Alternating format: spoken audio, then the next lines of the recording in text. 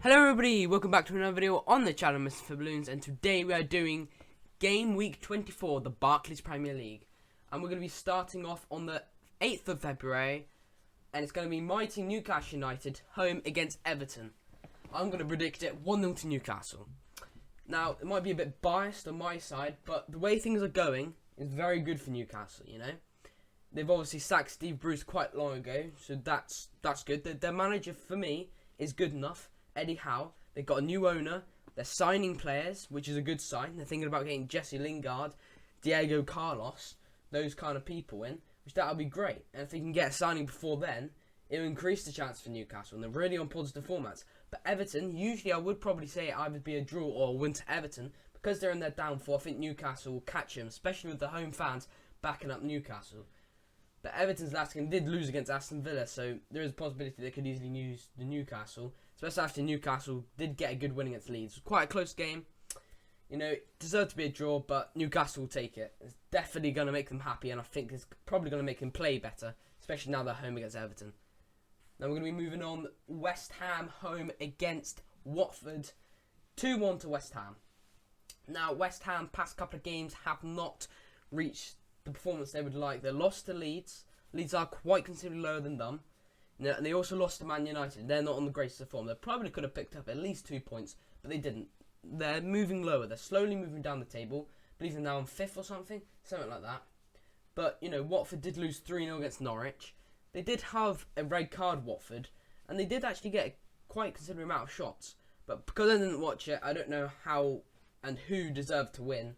I assume Norwich, but Watford probably deserved a bit more than the outcome came as. But, you know, Watford, I think, is going to really challenge against West Ham because they really are going to really put at it, especially that they're now in the relegation zone. They're going to really challenge. But, you know, West Ham, they're quite high up the table. Just logical to say West Ham will win it. Moving on to our next game, Burnley home against Manchester United. And I'm going to say it's going to be a 3-1 win to Manchester United. Now, Burnley did get a draw against Arsenal, which I did predict, but not the right outcome. I predicted 1-1, it was actually 0-0. But that was very good, them getting a clean sheet. The thing is, they don't really have any proper attackers. If they can sign an attacker, that would be great. That would be great if they can sign an attacker. They might have a chance. In my opinion, they're done for. Man United, you know, it's going to be a field day, easy for Man United. Burnley will probably sneak in one, you know, out of random, maybe from a corner. Maybe one of the defenders or something, I don't know. But this should be easy for Man United, even after their poor form before. But they're slowly getting on the just. They're winning against West Ham, which is a good win. You know, they're slowly improving. We're going to move on to a whole new day, February the 9th. And we're starting off Norwich home against Crystal Palace. And I'm going to predict 1-1. Now, obviously, as we said, Norwich did get 3-0 thrashing against Watford. You know, and also they did win against Everton, which is quite good. But they're both quite low down on the table. Everton are good, but they're in their, you know, they're in a downfall stretch. But they capitalised against Everton. You know, they did well against Watford. You know, to keep that clean sheet and get those 3 goals. In my opinion, Crystal Palace, you know, they don't think they're going to go down. They had a hard game against Liverpool, losing 3-1. They have had some good games, like a win against Man City, you know, maybe a month ago or something, a 2-0 win, which was very good. They had a good summer transfer window. Not many Premier League clubs have actually made any good transfers in January. Only a few teams. Crystal Palace, Norwich aren't one of them. So the team's pretty much exactly the same. And I think Norwich, the way they're going, I think they'll be able to hold on to a point. I think Crystal Palace are probably the better team.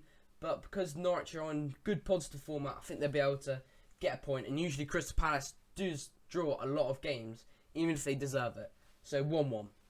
Moving on, Tottenham home against Southampton. Our next game, I'm going to predict 2-1 to Spurs. Now, Spurs in the last game did lose 2-0 to Chelsea. And, you know, Chelsea are a very good team. So it's going to be hard for them. You know, they have had some good moments, but, you know, they haven't been playing the best. And I think Son's not there or something. Something like that. I'm not too sure. I don't think he's in the team anymore. I think he's been injured or something, which is a big loss. But Kane apparently probably played the best against Chelsea. Even without scoring, he did probably play the best. But not many players did play well against Chelsea, but I think it'll be different. You know, I think against Southampton, it's going to be different because Southampton low down the table. They'll be able to rebuild at this point. They'll be able to get 3 points and carry on their rhythm. Obviously, Southampton did do pretty well against Man City, and I think it would be quite a tough game for Spurs. I think Spurs, with their history, where they're going, you know, they are a decent team. They're in top 6, I think, and I think it'll be a 2-1 just about win for Spurs. Let's move on. Manchester City home against Brentford, and I'm going to say 2-1 to Manchester City. The Man City, obviously, as I've already said, has gotten a draw against Southampton. Probably could, you know, actually take their chances. They had around 20 shots, only 1 gone in. They have to be doing better than that. But this time they're going to be home. You know, Brentford, they're not in good form. I think they will get a win. I think Brentford will get a goal because in their previous form, usually they just sneak in a goal. You know, I don't think Brentford are going to get relegated. I just think they're in a downfall. They've had some hard fixtures. You know, they were against Wolves, which is pretty decently hard. Did give a challenge towards it. And, you know, they did also lose to Man United. But I think they're going to lose again. It's a hard past 3 fixtures, but I think they'll probably get on it when they're actually against one of those lower clubs in the league. Moving on, Aston Villa home against Leeds United. I'm going to say 2-2. I think it's going to be exciting. Even with Leeds', you know, all their injuries and stuff, they've got a lot of youngsters on the bench. They can't really make it. They can make around 2 substitutions. That's pretty much it. But Leeds obviously losing to Newcastle. But they did also get a good win against West Ham, which ain't bad. And I think Aston Villa have done good business, you know. They've definitely done good business. Leeds already have a very good manager, and they seem to be really challenging clubs, like they did last year as well. I think they are going to be doing it this time, because they've got some, well, good attackers. You know, Rafinha obviously being their highlight. Jack Harrison not too long ago when they beat West Ham got a hat-trick. Daniel James, absolute rapid. They're just missing that Patrick Bamford. I think it's going to be 2-2. Steven Gerrard's done very well. Leeds United, you know, it's going to be an exciting game. They usually are high scoring. Moving on, Liverpool home against Leicester City. I'm going to say 1-1. The last time these two met, I believe Leicester won 1-0, which was very good. And in past history, I'm going to go by it, and I think it's going to be 1-1.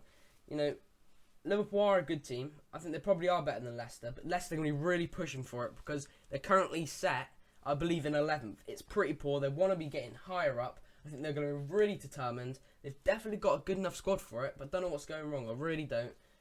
I'm going to predict 1-1. Moving on, Wolverhampton Wanderers home against Arsenal. Now, Arsenal, I'm going to say 1-0 to Arsenal. The reason for this is, you know, Arsenal, they were looking like at the start of the season, and not too long ago, that they're going to get Champions League. They're really performing, you know. They got a very young squad, is one thing. That means they're very future-proof, you know. If they can stay loyal to them, you know, they're going to have a really good side. But I haven't seen many transfers, and I think they might need a transfer to get in top 6. I don't think they will. I think they'll just sit just behind, you know, in that 7th position. But going against Wolves, especially a team that have been in really solid form, you know, that they're really moving up. Only a couple of places from Arsenal. But I think Arsenal, they've got a young squad, and I just feel like it's going to be a win. It can easily be a draw, you know, but it can easily be a win for Wolves. It's going to be a very close game. Arsenal, they've got good experience, you know, being in those top places. Wolves last year, they weren't very good last year. For their standard, they should be doing better. But I think they're going to slowly dip, I think, against Arsenal. They're going to slowly dip a bit. I think they're going to finish more on that 11th position. That will be the end of my video. Hopefully you can like and subscribe. And always remember to turn on notifications to never miss one of my fantastic YouTube videos. I'll see you next time. Goodbye.